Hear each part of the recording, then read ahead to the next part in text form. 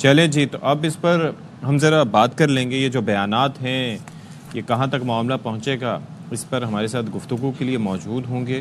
ہمیں جوائن کر رہے ہیں پاکستان تحریک انصاف کے رہنما شوق یوسف زئی صاحب. ان سے ہم بات کرنے کے جاننے کی کوشش کریں گے کہ پاکستان تحریک انصاف بطور جماعت اس وقت کیا سوچ رہی ہے، کیونکہ ظاہر ہے کہ کیا جو بھی گفتگو کر رہے ہیں وہ کیا جماعت کی نمائندگی ہے. تو شوکت یوسف زئی صاحب، thank you so much for joining اس. بھائی، یہ جو انقلاب آپ کا اعلان کیا گیا ہے اور یہ جو بلٹ ٹو بلٹ ایک پلیج کیا ہے سی ایم خیبر پختونخوا نے، اور ظاہر ہے کہ ہم تو حیران ہی ہو جاتے ہیں ان کے سٹیٹمنٹس دیکھ کے، آپ آن بورڈ ہیں اس پر ان کے ساتھ؟ بسم اللہ الرحمن الرحیم، بہت شکریہ. دیکھیں، میرے خیال سے جب آپ کسی کو دیوار سے لگاتے جائیں گے نا تو پھر رد عمل تو ہوگا نا. اگر وہ اینگری ہے اور ظاہر ہے اس بات پہ ہے کہ وہ پاکستان ہے اور ہم کہتے ہیں جمہوریت ہے، آئین ہے، قانون ہے، تو کیا اس جمہوریت کے اندر اپوزیشن کو احتجاج کا حق نہیں حاصل ہے؟ کیا یہ بات لازمی ہے کہ احتجاج جو ہے وہ اسی جگہ پہ ہو جہاں اس کی حکومت ہو، اس سے باہر احتجاج نہ کرے، پنجاب نہ جائے، سندھ میں احتجاج نہ کرے؟ یہ ساری چیزیں پہلے ان چیزوں کو دیکھا جائے، چیف منسٹر آف پہلے ان چیزوں کو دیکھا جائے کہ کیا وفاقی حکومت اور پنجاب کی حکومت جو ہے وہ کیا نفرتیں نہیں پھیلا رہی ہے اس ملک کے اندر، کیا وہ لنگوسٹک وہ پرابلم نہیں کریٹ کر رہی ہے؟ لیکن اس لیول کیوں کا اس طرح کے بیانات دیے جا رہے ہیں کہ آپ اٹک پار کر کے دکھائیں؟ شوکت یوسف زئی صاحب، احتجاج سب کا حق ہے، لیکن احتجاج کے بھی کچھ کرائٹیریاز ہوتے ہیں، کچھ کرائٹیریا ہوتا ہے پرامپٹ طریقے سے ہو ایسے بیان دینا کہ جب آپ نیکسٹ ٹائم احتجاج کریں گے تو ظاہر سی بات ہے سب کوشش ہو جائیں گے کہ بھائی یہ اعلان ایسا کر کے آ رہے ہیں تو نہ جانے کیا ہو جائے گا. And you have a history like 9th میں سب کے سامنے. اچھا، یہ سارے سبق ہمیں سکھا رہے ہیں، لیکن یہ کچھ سبق ان کو بھی سکھائے نا وفاقی حکومت کو. ان سے بات کریں گے تو ان سے بھی احتجاج کیے، احتجاج ہم نے کیے، ہم نے جلسے کیے، ہم نے کہاں پہ مطلب یہ کہ ملک کو نقصان پہنچایا ہے، سوائے اس کے کہ جب این او سی دیتی ہے گورنمنٹ اس کے بعد وہ سڑکیں بند کر دیتی ہے، پولیس کو سامنے کھڑی کر دیتی ہے، آنسو گیس کی شیلنگ ہو جاتی ہے. آپ مجھے بتائیں کہ نیوز تو وہی کریٹ کر رہی ہے نا وفاقی حکومت اور پنجاب حکومت. اتنا خوف کیوں ہے؟ علی امین گنڈاپور لاہور گیا ہے، پہنچا ہے وہاں پہ، آپ مجھے بتائیں کیا کچھ قبضہ کرنے گیا تھا وہ؟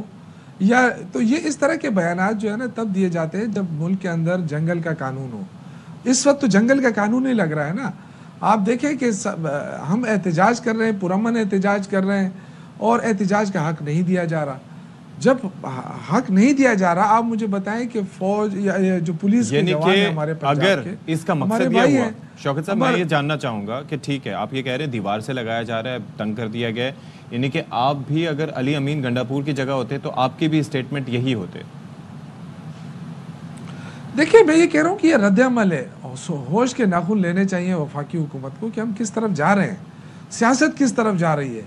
مطلب یہ کہ صرف ریاستی وسائل استعمال کر کے ڈنڈے کے زور پہ آپ عوامی رائے کو بدلنے کی کوشش کرتے ہیں تو یہ تو زیادتی ہے. آپ کہتے ہیں ووٹ کو حق دو، عزت دو، تو ووٹ کو عزت یہ ہے کہ آپ عوامی رائے کو تسلیم ہی نہیں کر رہے ہیں. اچھا، تو کیا ہمارے ساتھ یہ نہیں ہوا تھا جو بنگلہ دیش الگ ہوا تھا ہمارے ساتھ؟ اسی طرح ہوا تھا نا کہ آپ نہیں مان رہے تھے. کیا مطلب لیں؟ کیونکہ یہ بھی کچھ تجزیہ کار کہہ رہے ہیں کہ آپ کا جو ورکر ہے وہ بڑا ڈس اپوائنٹڈ ہوا کہ کے پی کے وزیر اعلیٰ پہنچے نہیں اور ہم وہاں پر انتظار کرتے رہ گئے، اور پھر جس طریقے سے ان کی واپسی ہوئی، جو کمیونیکیشن بیرسٹر گور ان کے درمیان سامنے آئی، تو انہیں اس لیے بھی یہ بیان دینا پڑا تاکہ وہ اپنے ورکر کو یہ بتا سکیں کہ بھائی نہیں، ہم فیس سیونگ کے طور پہ بیان دیا گیا ہے.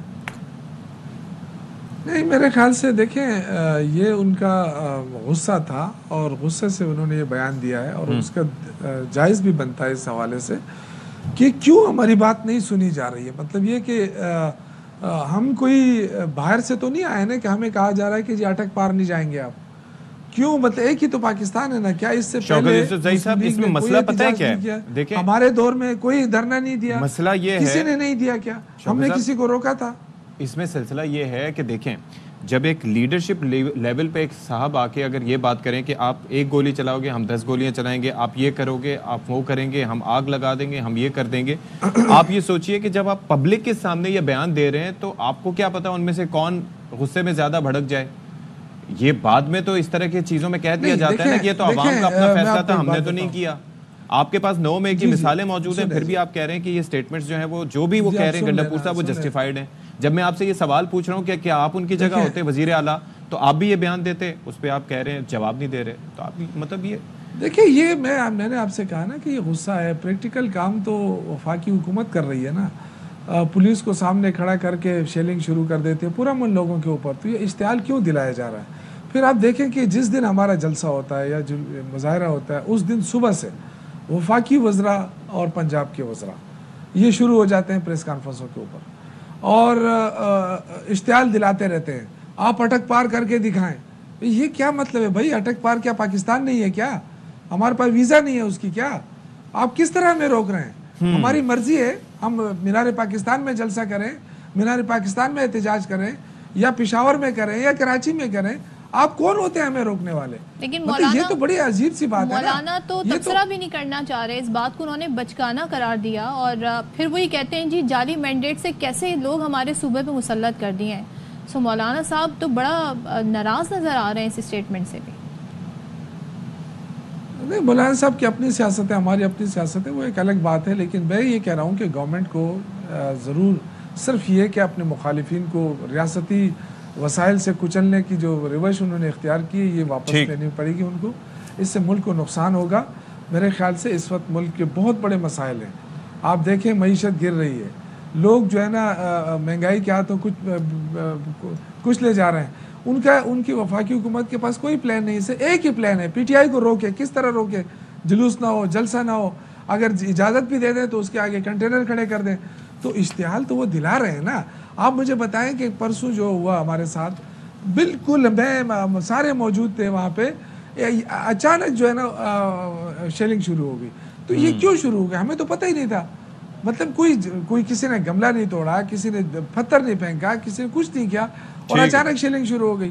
تو یہ جو روش ہے، یہ روش میرے خیال سے ترک کرنی پڑے گی پاکستان کے لیے.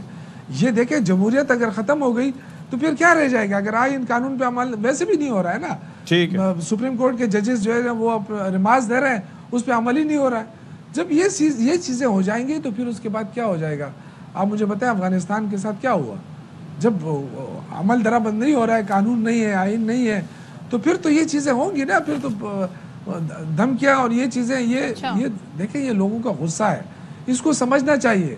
اگر اس کو ہم نہیں سمجھیں گے تو بعد میں اس کا نقصان ہوگا، پاکستان کو نقصان ہوگا، وہ ہمارا نقصان ہے. آپ کا پوائنٹ آ گیا اور ہم دعا کرتے ہیں جی حالات بہتر ہی رہیں، امن و امان جو ہو ملک کے لیے بہتر ہو.